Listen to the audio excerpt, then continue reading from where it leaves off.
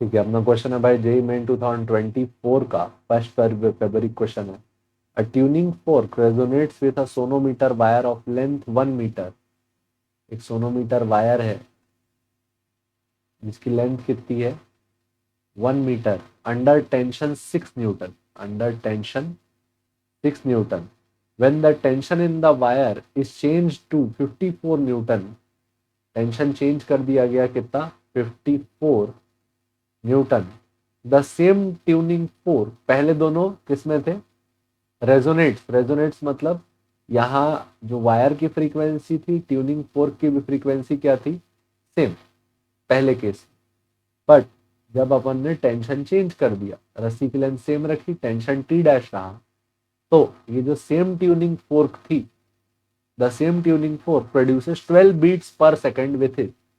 तो इसकी frequency F और जो वायर की फ्रीक्वेंसी आई मान लो एफ डैश, दोनों के बीच में बीट्स आ गई। Beat frequency, beat frequency equal to 12। और बीट फ्रीक्वेंसी कैसे निकालते हैं F dash minus F, the frequency of the tuning fork is. तो ट्यूनिंग फोर्क की फ्रीक्वेंसी हमको फाइंड करने बोला है। ट्यूनिंग फोर्क की फ्रीक्वेंसी किसके बराबर थी पुरानी वाली वायर के जैसे। ठीक है, तो इसको अपन सॉल्व करते हैं। सबसे पहले अपने को टेंशन दिया हुआ है, टेंशन से हम लोग क्या डिड्यूस कर सकते हैं स्पीड डिड्यूस कर सकते हैं। v का वैल्यू क्या रहा होगा root over T by mu. क्या रहा होगा root over T by mu, tension upon mass per unit length. तो पहले जो स्पीड थी वो क्या थी रूट ओवर 6/म्यू। ठीक, इनिशियली। अब फ्रीक्वेंसी रही होगी मान लो nth हार्मोनिक फ्रीक्वेंसी ले लेते हैं। ठीक, कौन सी फ्रीक्वेंसी ले लेते हैं nth हार्मोनिक फ्रीक्वेंसी। तो सोनोमीटर वायर के लिए nth हार्मोनिक फ्रीक्वेंसी होती है NV/2L। अच्छा, n का वैल्यू अपने को नहीं पता, एन वी का वैल्यू क्या रूट ओवर 6/म्यू पॉइंट 2 इंटू लेंथ का वैल्यू 1। तो nth हार्मोनिक फ्रीक्वेंसी इसके लिए क्या आ गई n इंटू रूट 6/म्यू/2। ठीक, ये आ गई आपकी nth हार्मोनिक फ्रीक्वेंसी किसके लिए फर्स्ट केस के लिए। और फर्स्ट केस की फ्रीक्वेंसी किसके बराबर थी सोनोमीटर वायर फ्रीक्वेंसी के। ठीक, सेकंड केस में फिर हमने फ्रीक्वेंसी निकाली। इस बार भी लेट से नंबर ऑफ हार्मोनिक क्या रहता है सेम एन अपॉन, फिर से अपने क्या मिलेगा N V dash, tension T dash हो गया तो N V dash by 2 times L. Length इस बार भी क्या है सेम, तो एन इंटू वी डैश का वैल्यू इस बार क्या हो जाएगा टेंशन है 54, 54 by mu by 2 into L का वैल्यू 1। तो यहाँ एफ डैश का वैल्यू क्या आया n/2 रूट ओवर 54/म्यू, और f का वैल्यू क्या आया n/2 रूट ओवर 6/म्यू। ठीक, और इन दोनों का जो बीट फ्रीक्वेंसी है वो कितना है 12। तो क्या लिखे n/2 रूट ओवर 54/म्यू माइनस n/2 रूट ओवर 6/म्यू इक्वल टू आपने क्या लिखा 12। 54 को अपन क्या लिख सकते थे n/2 रूट ओवर 54 को लिख सकते थे 6 9 upon mu minus n/2 root over 6/म्यू इक्वल टू 12। 9 का आपने स्क्वायर रूट किया तो आपको बाहर मिला 3। तो 3n/2 रूट ओवर 6/म्यू माइनस n/2 रूट ओवर 6/म्यू इक्वल टू क्या आया 12। 3n, अच्छा इसमें रूट ओवर 6/म्यू हमने कर लिया कॉमन, रूट ओवर 6/म्यू हमने कर लिया कॉमन, अंदर बचा 3n/2 minus n/2 equal to क्या 12।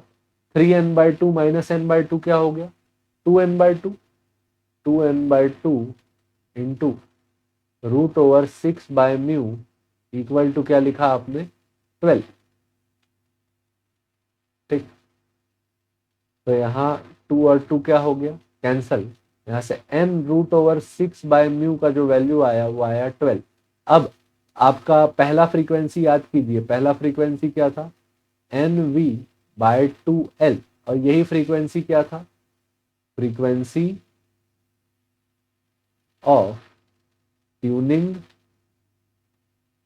फोर्क, ठीक। और पहले केस में v का वैल्यू क्या था, n into root over 6/μ/2 into length का वैल्यू क्या 1, ठीक।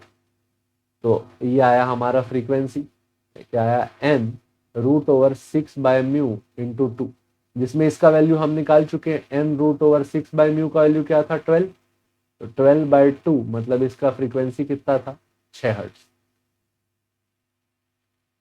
ठीक है।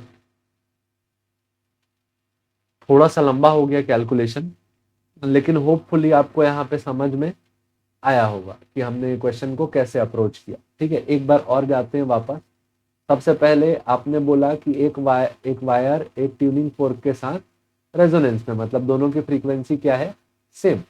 अब वायर की फ्रीक्वेंसी हम निकालना जानते हैं, nth फ्रीक्वेंसी लिखते हैं NV/2L, जहां V का वैल्यू क्या होता है root over tension upon mu. तो n/2 इंटू लेंथ का वैल्यू 1, V का वैल्यू रूट ओवर 6/μ। तो पहले केस में फ्रीक्वेंसी क्या आया n/2 root over 6/μ। Second case में आपने टेंशन को बढ़ा दिया, तो टेंशन T डैश का वैल्यू आपने रखा 54, तो नई फ्रीक्वेंसी एफ डैश का वैल्यू क्या आया NV dash upon 2 times L।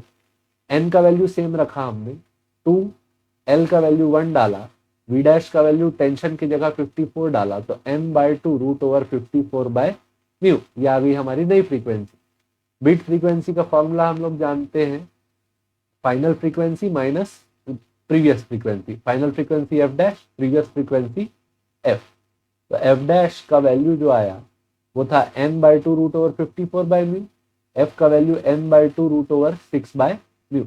n/2 को मान लो अपन कॉमन कर लेते, तो ये n/2 कॉमन किया जा सकता था, तो कैलकुलेशन थोड़ा छोटा हो जाता। तो n/2 रूट ओवर 54 को हमने क्या लिखा 6 इंटू 9, जिसमें 9 का रूट होकर बाहर क्या आ गया 3, तो 3n/2 root over 6/μ minus n/2 root over 6/μ।